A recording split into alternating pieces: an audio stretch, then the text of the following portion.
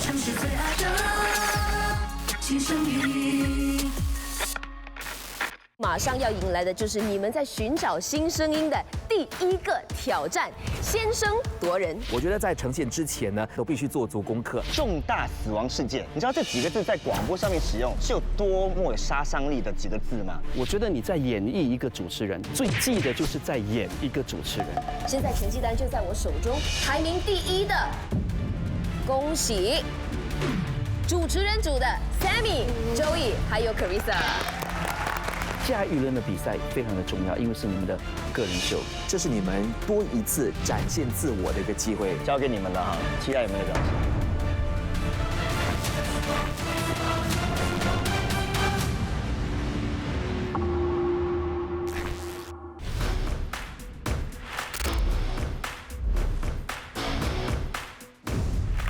名师护航，新生超凡，轻松出航，曾兄弟在行。欢迎收看《寻找新声音》。那上一期呢，无法胜任这个挑战，获得优先权的6位参赛者，必须接受下一轮的考验。哈，马上就要下一个回合比赛了，太快了吧！坦白讲，你们是不是觉得队友扯了你们的后腿？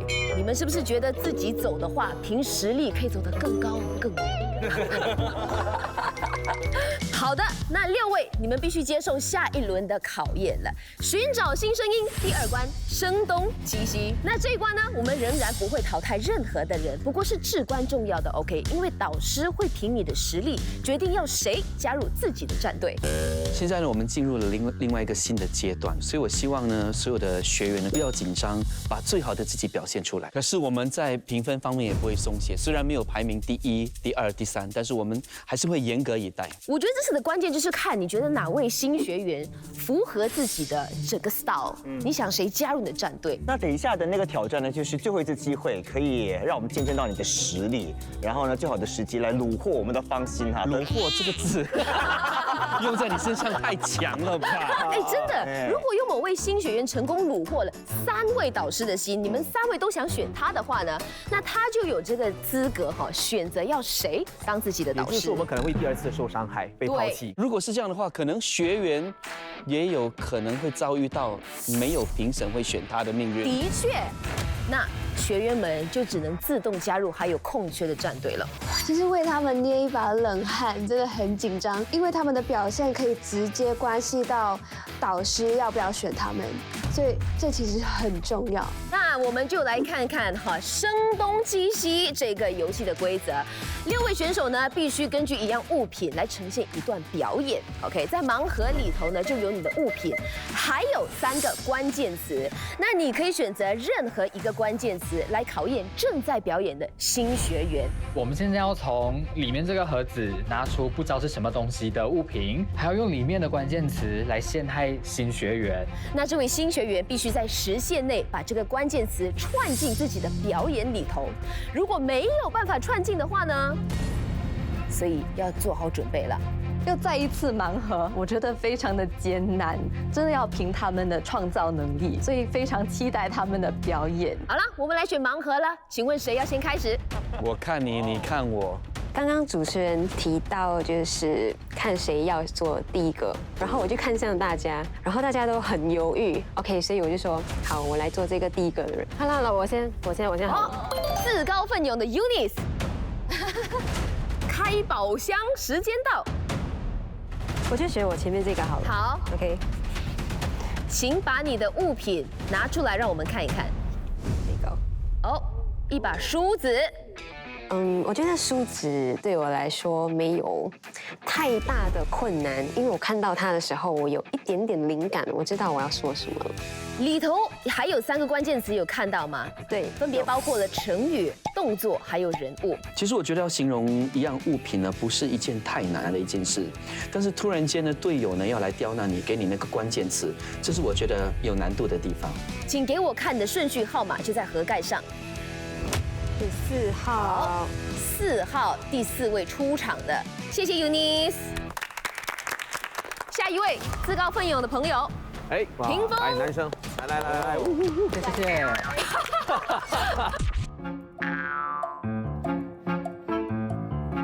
请给我们看你的这样物品是。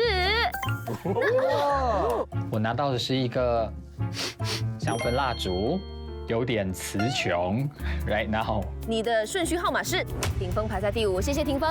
下一位 ，All right， 嘉瑞来吧。哇，又要抽东西，我的运气很不好哎，上次就抽到新闻。我是希望可以抽到偏娱乐性一点的东西吧，这样我可以发挥一点不一样的想法。OK。好，你的物品是。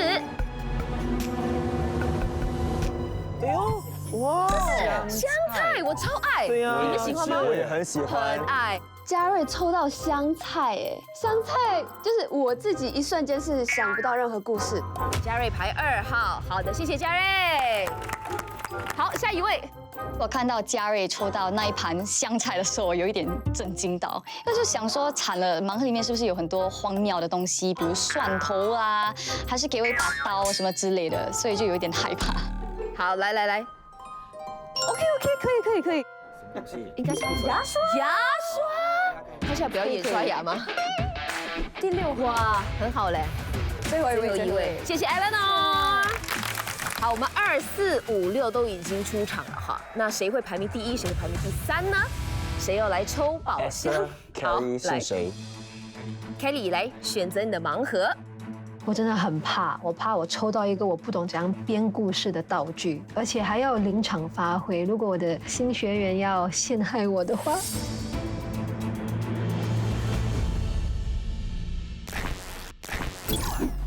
哎，重庆，你在看什么？想给我的新学员的一些动力。下一期呢，如果我们胜出的话呢，要带他们去玩。有钱就任性哎！极光梦幻行，曾兄弟最行，北极圈之旅，曾兄弟旅行社。看，有高达8个晚上的看极光的机会，而且有专业摄影师呢随行捕捉极光。还有啊，其中一个晚上会住进价值1200元的顶级玻璃冰屋。重点是啊，他们品质为先，不怕你价比价，只怕你不识价。哇，哎，看起来很不错嘞！哎，下期搞不好是我赢呢。极幽默。甜蜜的声音就是城市最爱的轻声音。Kelly 来选择你的盲盒。OK， 我抽这个，到底是不是1号呢？先给我们看看你的物品。奶嘴！天哪，我抽到奶嘴，我要怎么发挥啊？奶嘴是最难的吧？其他新学员呢，他们的道具都好像很容易发挥。我看到 Kelly 抽到奶嘴的时候，我整个惊讶，为他捏了一把冷汗，在想他要怎样讲故事。3号，谢谢 Kelly。也就是说。Esther， 我们家 Esther 是第1位上场的新学员喽。手电筒，我觉得 Esther 抽到的手电筒已经蛮好发挥的，因为手电筒可以玩很多东西哎，所以 Esther 我蛮看好她的，这个题目可以发挥。好，6位新学员们，你们呢就要在现场筹备表演，待会儿直接上阵。我再次强调，你只有2分钟的时间呈现你的表演，那你也可以选出一个关键词来刁难另外1位新学员。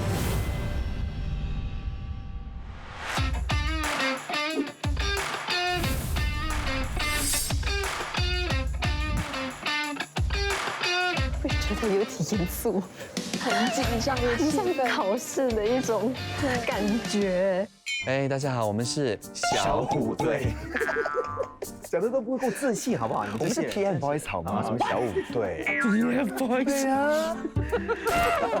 哎，我们真的是 TFBOYS 的 Fat Boys。我们去帮忙，走。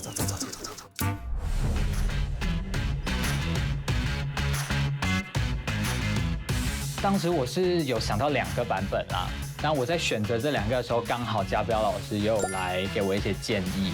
所以之前有什么构思？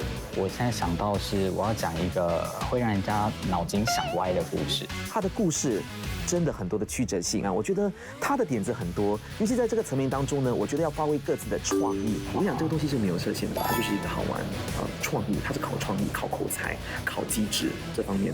在那个小时里头呢，其实我看他们聚精会神在写稿。我到每一桌去做交流的时候，我发现有好几个学员，他们都选择了主题以感性的方向走，就编了一个故事，不要等到失去才懂得珍惜。 OK， 所以是一个感性的。是，我就很感性的故事。真的吗？我想在这2分钟里面尽量发挥是我擅长的，然后比较适合我的声线的东西。你是感性是吧？对。现在也不能够说什么了，因为他们已经选择了那样的一个方向，但是感性是最难拿捏的。嘉瑞的话呢，我是有点担心，因为他上个回合呢被我们打击的蛮重的哈，我就怕有影响到他的信心。我在想能不能够用香菜讲一个比较恐怖的故事。你说香菜是个很好的题目发挥，他竟然用一个鬼故事，所以我有点稍微怕他拿捏不好嘛。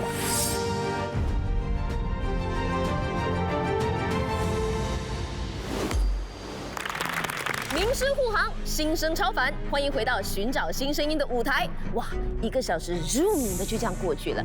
6位新学员们已经准备好迎接声东击西的挑战了吗？我们请编号1的 Esther 带着你的手电筒去做准备。那给 Esther 出示关键词的呢，则是嘉瑞。马上就要开始表演了，希望大家不要紧张。好，我觉得如果整个表演呢是非常的顺的话呢，我觉得就已经是一个上乘的表演了。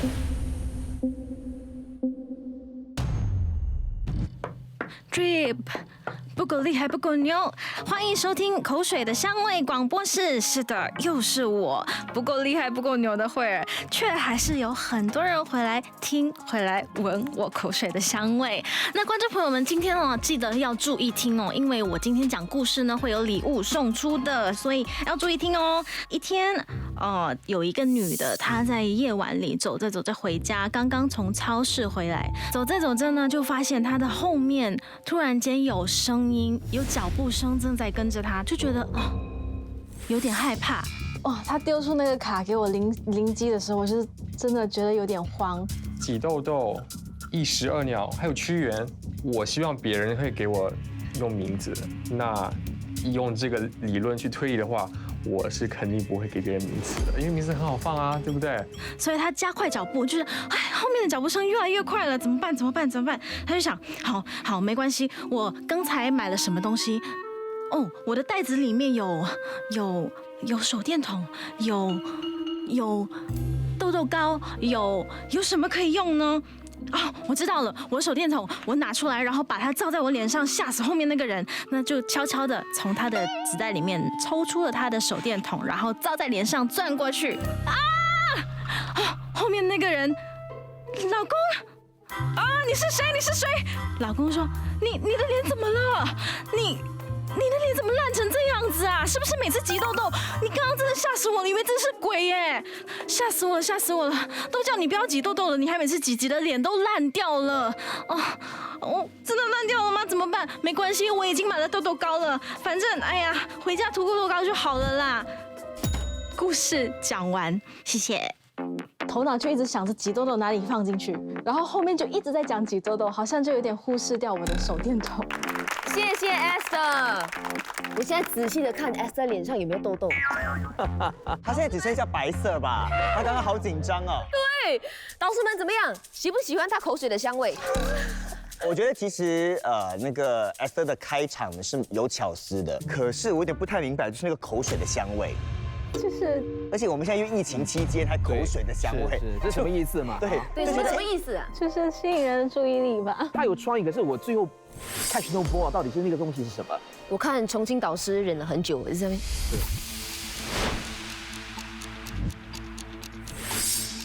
首先，你知道你说了观众吗？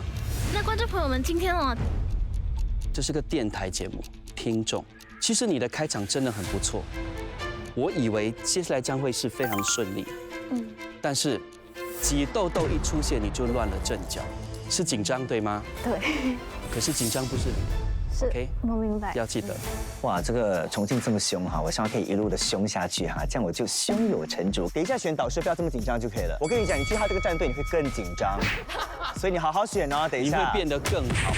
哦，我是一个非常想要一直往前冲，想要更加好的，所以他讲的这句话真的是就触碰到我的心。我觉得这段表演哈最狠的是谁，你知道吗？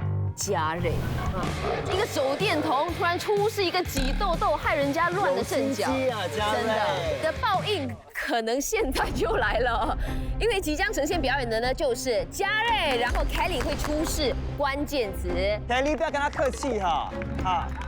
Esther 她的表现一开始我可以看得出她很紧张，我其实也很怕我上去那一刻会犯同样的错误，现在只是尽量保持冷静。晚上好，又到了每天晚上分享晚间故事的时刻了。我是嘉瑞，今天我想聊聊一个非常两极化的话题——香菜。我相信喜欢它的人呢，都非常爱吃，吃什么肯定都要加上香菜。那爱的人是因为它独特的芬芳，怕的人我相信也是因为这个味道吧。我个人呢也怕这个味道，但不是因为它臭，而是因为……警察叔叔，救救我！我的妈妈她不是我的妈妈。慢慢来，发生什么事了？我昨天晚上回家的时候，看到妈妈把爸爸的东西都丢了。她告诉我，爸爸不会再回来了。我看到那个未雨绸缪的时候，成语就是我刚刚讲的成语，是我最怕的啊。他拿到的关键词其实很难，未雨绸缪。其实那个时候，我跟嘉彪都在想，他会怎么样把它融入进他的话题。今天早上，我一出房间就闻到满屋子香菜的味道。我看到妈妈从厨房把一盘接着一盘用香菜烹饪的料理端了出来，笑着对我说：“来尝尝。”可是我的妈妈，她从来都不吃香菜的，所以你就跑了出来。哦，我和你妈妈通过电话了，她马上就来接你。叔叔们，你们要相信我，她真的不是我的妈妈，我不能和她回去。哎呀，你听叔叔说啊，你爸爸和你妈妈离婚了，他只是不想让你知道你爸爸外遇的真相。你妈妈为你们付出了这么多，你要多理解她。等会儿给妈妈说声对不起啊！你这孩子未雨绸缪是好，但是也不能想出这种荒谬的东西污蔑你妈妈，对不对？不是的，她不是。不好意思，我孩子给你们添麻烦了。没有，他还小，长大了就懂你的难处了。妈妈拉着我出了警察局，叔叔们都不相信我，难道我真的错了吗？妈妈，这时妈妈突然蹲了下来，在我耳边轻轻说道：“嘘，被你发现了。”我觉得特别棒，让我真的刮目相看。我没有想到他这么天衣无缝的把它融入进了。OK， 我要首先给那个嘉瑞呢鼓励。因为上个回合你们组的表现没有很好，对不对？然后我觉得你受了一点影响。那这个回合我觉得你有扳回一局，一开口的声音就跟上一个回合很不一样。嘉瑞的声音是不一样之外，你说故事的时候，当然也有不同的角色扮演。我觉得你有尝试给我们声演的那个环节跟部分，我觉得那个是很可取、很嘉奖的。你进步了，你让我的整个夜晚亮了起来。唯一我觉得你说话的速度太快了，老人家心脏负荷不了，而且又是个诡异的故事啊，所以如果可以再放慢一点，那会更好。但是今天真的值得掌声。哇！第二位出场之后的这样一个表现呢，肯定给接下来的这些表演者呢更多的压力。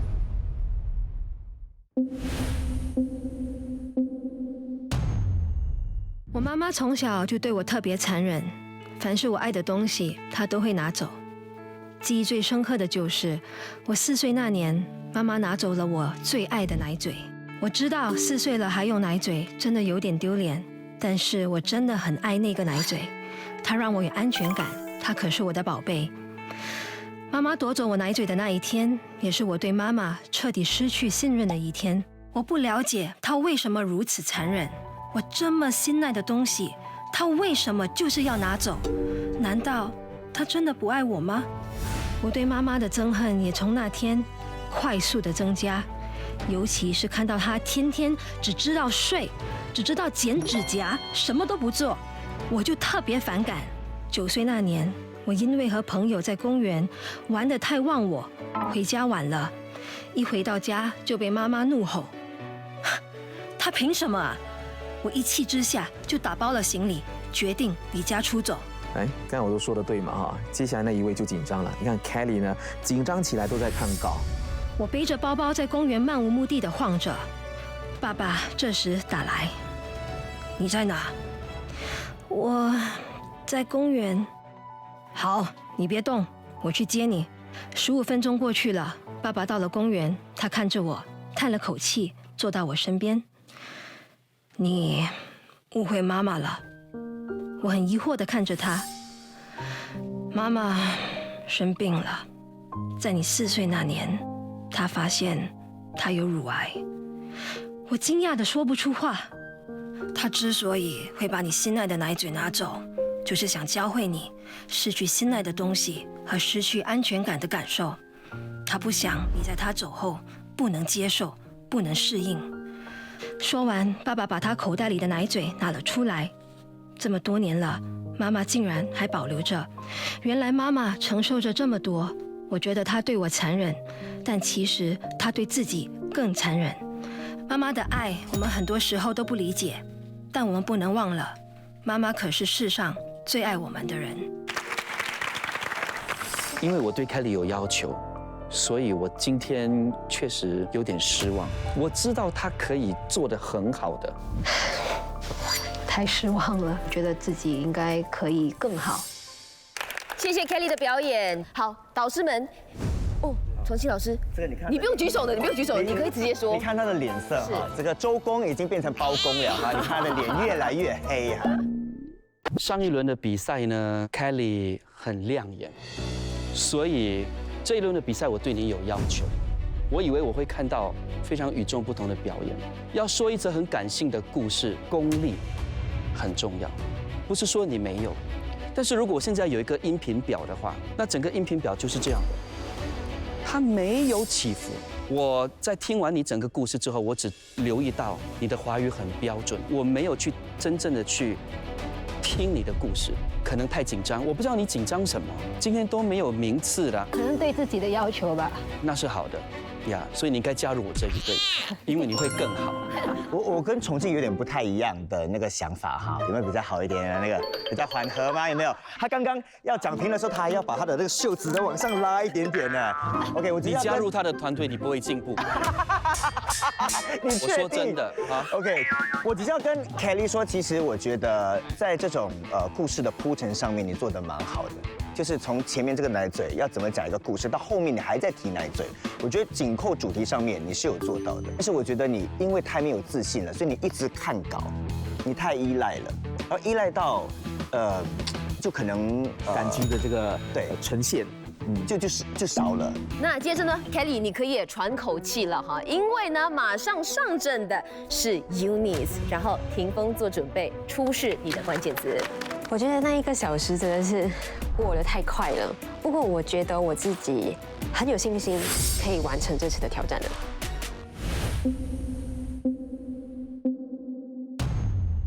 一梳梳到尾，2梳白发齐眉，3梳儿孙满堂。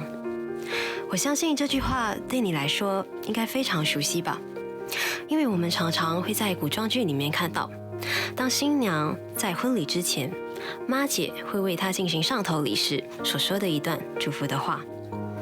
所以梳子对我来说是一段美好的爱情和一段对婚姻的祝福。这也让我联想到我的爷爷和奶奶，他们是一对神仙眷侣。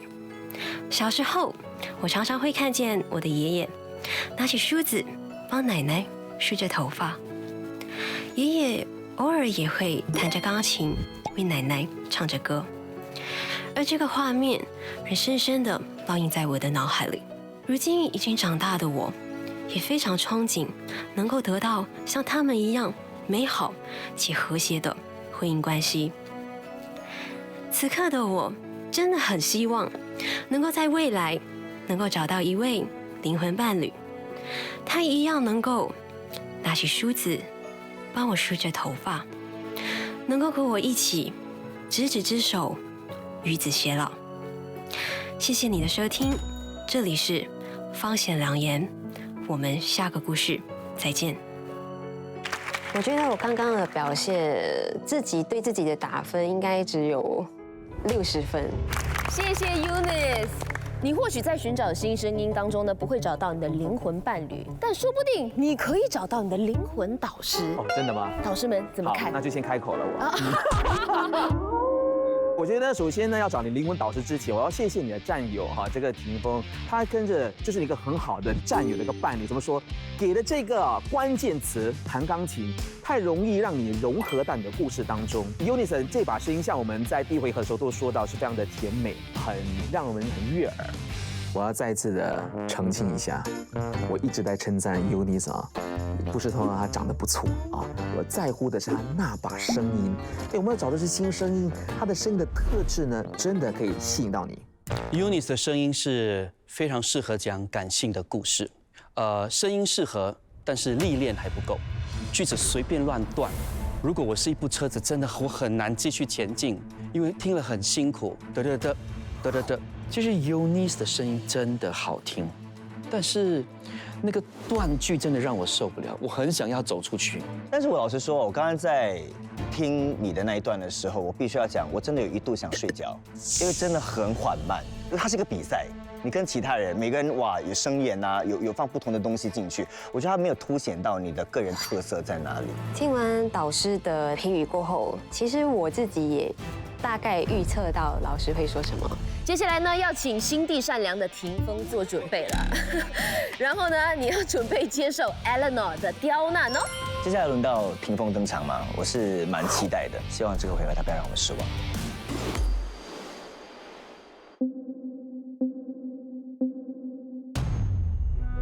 嗨，你好，我是霆锋。我母胎单身非常多年，我终于在去年交了我的第一位女朋友，她叫做 Sherry。Sherry 呢，她是一个非常主动、热情又积极的女孩。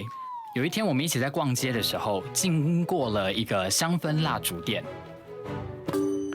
突然间，她好像想到了什么，轻轻地凑到我的耳边来说：“嘿，今晚万年刺激的。”霆锋真的是很不错，因为他的样子啊本来就有点搞笑，所以他走这个路线就对了。我既紧张又害怕受伤害，但我还是冷冷地回答他说：“好啊。”我们一起进到了香氛店，挑了我们喜欢的款式，还有几个香氛蜡烛。在回到家的时候，已经是夜黑风高的夜晚。这时，他打开了收音机。收音机里刚好播着是林俊杰翻唱的《爱你》，他开心得不得了，大概是在想说，我怎么可以有一个这么好看像林俊杰的男朋友？于是他马上叫长得像林俊杰的我去洗香香。在我洗香香的同时，我感觉到外面他正在进行一些动作。在我洗香香出来之后，蜡烛整齐地排列在床尾。接下来，他害羞地跟我说：“你准备好了吗？”我当时候非常兴奋，我狂点头。这时，他一个动作，我就这样在房间看他表演一整个晚上的皮鞭灭蜡烛。你有皮鞭灭蜡烛的才艺吗？还是你唱歌像林俊杰？那你就是我们要找的人。太阳马戏团人才招募中，拨打面试电话51514545，我要，是我。霆锋，哇，太厉害了！我一直在笑。我觉得这次的挑战真的很好的发挥到他的实力。真的，掌声给他，赞！我现在唯一担心的不是霆锋会有怎么样的表现，我担心是其他的导师也会选他。我想跟霆锋说，到目前为止，你是我心中的第1名，觉得表现真的很不错，所以呢，你应该加入我这一组，因为论幽默，虽然我很严格，可是我觉得我挺幽默。如果你觉得我还不够幽默，我这里呢还有李国煌，我有陈建斌，我有陈碧玉，都是幽默型，我们都是适合你的。所以你应该来我这一组。我跟你说，真的，其实一个广播员不要只是幽默，还有很多呈现的手法。没有，我觉得最重要的是这整个呈现手法，整个故事呢的情节的铺排真的太棒了不到这1分钟，真的我们不知道会有怎么样一个结果。我觉得不只是我们导师，学员们都很享受。广播就是这个样子，现在广播的这个 air time 很重要，这2分钟你就要吸引我，我就觉得你就吸引了我，里面的内容觉得本来是想说一个比较有点颜色的故事然后呢就进入了，原来是要让我们加入这个马戏团嘛，对不对？这个广告来的。对，所以很好，很赞乒乓。我觉得有点受宠若惊啊，坦白讲，没有想到我不是最高分的那一组，但是他们好像都希望我可以去他们的战队。我们现在呢要把时间交给 Eleanor 呈现你的表演，然后 Esther 准备刁难他。哇，霆锋这样的表现大家捧到这么高接下来帮我们收尾的这个压轴登场的 Eleanor 压力大了，不过你不要紧张 ，OK， 拿出你的全部来好好的表现。你好，我是 Eleanor 慧君，今天我将会和你分享一个关于牙刷的故事。有一把牙刷名为刷刷，和一支牙膏名为小膏，就在一家超市中被客人买下了。在洗手间里，刷刷终于说出话了，他对小膏说：“请给我挤一点牙膏吧。”小膏毫不犹豫地给刷刷挤了满满一坨牙膏。第二天，刷刷问了同样的问题，小膏再次给他挤一点牙膏，小膏依然答应了他，再次挤了整坨。但是久而久之，刷刷向小膏请求牙膏的时候，语气越来越刻薄，越来越霸道。小膏，给我挤牙膏，现在，马上，立刻！小膏也毫无反顾，每次也答应了刷刷的要求。直到一天，小膏再也挤不出牙膏了，因此就被主人遛狗的时候顺便的扔进垃圾桶。后来主人买了一支新的牙膏，名为大膏。大膏长得又高又帅，刷刷简直迷上了他。大膏，请你给我一点牙膏可以吗？刷刷真心的请求了大膏。大膏挤出了牙膏，但是就只给了那么一丁点。这也导致主人刷牙时，为了刷出泡沫，十分起劲。久而久之呢，刷刷的刷毛也因此被主人刷坏了。刷刷的命运也就和小膏一样，被扔进垃圾桶。在那一瞬间，刷刷才明白，不是所有的人都会奋不顾身帮助他。在人生中，我们往往会一直追求着心目中理想的目标，而忘记当下陪着我们的真挚朋友。让我们好好的珍惜身边的人，别等到失去了才懂得珍惜。接着，让我们收听许美静的《遗憾》，记得不要尝尽了苦悲，才懂真情可贵。谢谢。我真的是放轻松，我觉得啦，我的表现就是在老师给的点评当中，至少我又进步了。谢谢 Eleanor 那么阳光、那么励志的一段表现哈。那导师们有什么想法吗？阳光归阳光，但是你的声音一直处在一个高八度，所以我听了我老人家接受不了相当的辛苦，因为你有一把很独特的声音，它有厚度，而且又带着沙哑。其实我听你的声音，我很开心。我们找到一把这样的声音，有一些 DJ 要找寻很久才找到他们的 radio voice， 我觉得你很快就可以找到你的 radio voice。好了，我觉得现在6位新学员终于可以松一口气，哇，考验终于结束了，终于可以放松一下了。这时候呢，我们导师们就要头痛了，谁将会是他们的热门人选呢？6位都表现了都可圈可点。现在最重要的是我们要选谁？心情有小紧张，因为我之前比较凶，我当然很害怕说大家都不想来我这一组。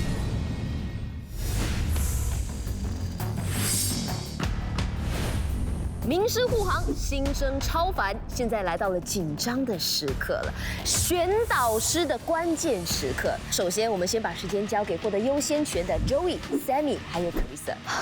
我真的不知道该选哪一位，3个老师又这么棒。拿到优先权的这3位新学员当中，有2个其实我蛮喜欢的，一位是 Joey， 另外一位是 Sammy， 所以我希望他们可以选我啦。那3位有谁要先做选择的吗？OK， 那我帮你 ，Sammy， 你的选择是昆华导师、重庆导师还是嘉标导师呢？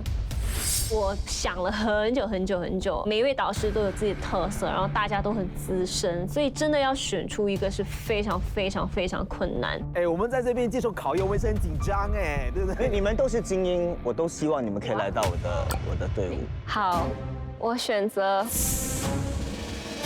坤华老师。我自己是一个比较喜欢新的潮流这些，所以我觉得可能跟坤华老师，会有比较好的火花。他之前也是比赛冠军嘛，这样可能他就可以带领我走向冠军。All right, OK， 好，那欢迎 Sammy 加入坤华战队。好的 ，Carissa， 请做出你的选择。我心中的理想导师是周重庆导师，可是之前有上过家标导师的课，我认为他给我带来的感觉是一种安全感，所以这两者之间我非常的纠结。这3位里头啊，我最希望 Carissa 她会选我。我记得第一次和他们见面的时候，我不知道为什么，我第一个注意到的就是 Carissa。其实我是一个比较缺乏幽默感的人，我想要跟各位导师学会一些怎么临场发挥啊、幽默感什么的。我可以教你，真的，从样子到内心，到体态都可以幽默。我选你。我没有想到，他刚才这样的时候，哇，我觉得直接中你的心，那就恭喜 Carissa 加入重庆战队。坤华跟这个重庆可以放100颗星，有人选他，剩下我还没人选。那最后呢，就有这彻夜未眠的周一了。哎，不用平均分的哈，周一不一定要选家标。你干嘛？人家本来要选我的，你要这样子吗？周一，不要可怜我哦，自己想一想，要不要选我？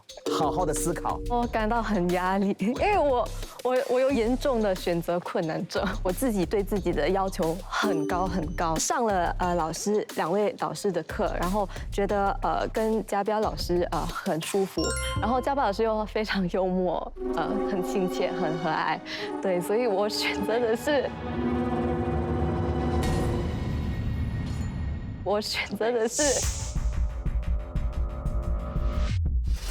家标老师，哇，真的放下1颗心啊！有人选我，谢谢你，周一。就像我刚才说的，我给自己很大很大的压力，在一个非常有关怀、关爱又很多鼓励的一个环境下，我成长会比较快。哎，有没有这么完美？我们是真的事先是这样讲好的。我们是当下才做决定，没有，我们5分钟前都还没有决定。完美的结局，恭喜周一加入家标战队。刚刚呢是学员选导师，现在是导师们选学员哦。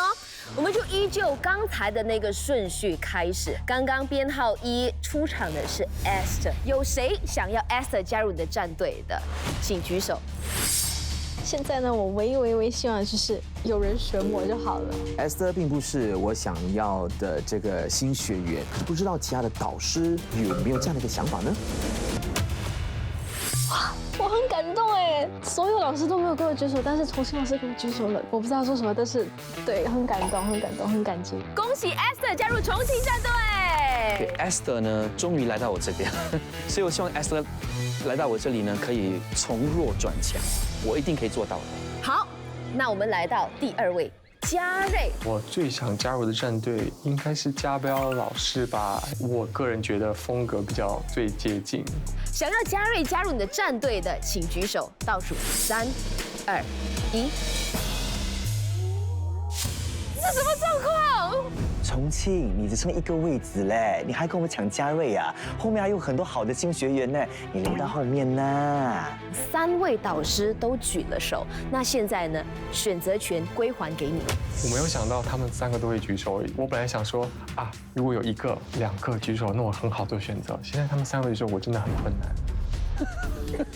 不要以为只有我们会讨论哦，他们也会讨论的。是。我觉得要面对一个让我心惊胆跳这个时刻，但是我看到嘉瑞的眼神好像在我旁边飘过去，嘉瑞看回来，选我。我倒数，你就要做出选择了。3、2、1。重庆老师。重庆战队，欢迎嘉瑞加入。我选了重庆老师。重庆老师之前跟我讲那些比较重的一些评语，我会想，他说的东西我其实都会这么记得这么用力的话，那如果我去他战队，应该可以进步的非常快。也就是说呢，重庆战队已经额满了。另外4位新学员，你们只能加入昆华战队或者家标战队。那家标导师、昆华导师，谁想要 Kelly 加入的战队的，请举手。3、2、1。哇，很挣扎嘞，我是要举还是不要举嘞？我其实蛮喜欢霆锋跟 Eleanor， 怎么办呢？ OK。完全没有料到，在我心目中，我觉得家标老师应该是完全不会举我的那一个。我觉得 Kelly 是个很努力的一位学员，能不能成为冠军那是另外一回事，但是我希望能够学习到整个过程成为你心目当中的一个新生命，所以我觉得 Kelly 是可以做到这一点。恭喜 Kelly 加入家标战队。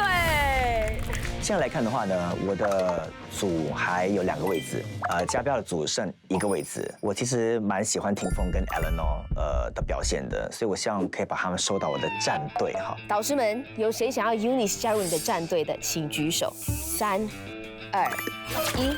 纠结怎么办？如果我们2个人都举手的话呢，有人选我这样我这边就少1个位置，这个回合我就给一个 pass 啦。其实我也很开心，因为家标导师是我的第20位的导师，他的声音表情非常丰富，所以我觉得我可以在他这里对学到很多可以帮助到我的东西。好的，那就恭喜 Eunice 加入家标战队。这也就意味着呢，我们来到了圆满的这结局，因为最后的2位新学员就会自动的加入昆华战队。Yes， 套路成功。霆锋 ，Eleanor， 我们真是有缘，欢迎你来到昆华战队 ，Love you。这个时候呢，我们来总结一下，家标战队的有 Joey、Kelly， 还有 Eunice。重庆战队的欢迎 Carissa、Esther。还有嘉瑞，昆华战队的我们有 Sammy、霆锋，还有 Eleanor。那3组战队的诞生，也就意味着真正的比赛即将开始。在寻找新声音的头2集，我们并没有淘汰任何人，可是接着呢，9强将会踏入录音室尝试当 DJ。没有很难，我觉得，因为以前做戏剧练习也会有做到这种东西，有信心。你们将面对的是更严峻的挑战，更残酷的惩罚。不达标的新学员们也会因此被淘汰。所以9位要做好准备喽。蛮多挑战，不过我觉得昆华老师可以把我们3个人不同的风格搭在一起，然后我们会努力往更远的方向去。此外，观众朋友可以到以下的网址替你最爱的新学员们投票。我们每周呢会通过各个社交平台公布新学员的人气排行榜。各位继续加油，我们下周见。面对接连的考验，9强新学员必须使出浑身解数，见招拆招，才能过关斩将。强手如云，究竟谁可以突破重围，成功挺进大决赛的舞台？谁又能脱颖而出，获得由曾兄弟旅行社送出的双人欧洲旅游配套，以及 SG Car Choice 的豪华汽车？一场别开生面、紧张激烈的声音之战即将引爆。The Star Voice 寻找新声音是由曾兄弟旅行社荣誉呈现，欧洲旅游独领风潮，评价最高，品质最佳，真正欧洲行，曾兄弟最行。SG Car Choice 主要赞助 ，SG Car Choice 保证以最低价卖出，最高价买入，是您信赖的车行，以及 Vintage Studio 美发美容中心和 IMC 现场音乐娱乐协力赞助。今天的难度升级，9位新学员们呢将挑战进入我们广播员的战场。这不是你的感觉，你不要讲这是你的感觉。找不到一个定位，一直遇到了瓶颈。整个叫不是你要整个评判疯掉吗？我真的不明白为什么他会这么做。猛男打赤膊，抖动胸肌。抖胸肌，我现在可以表演给你看。请问为什么选这个话题来聊？你是否可以继续留在寻找新声音的舞台？哇！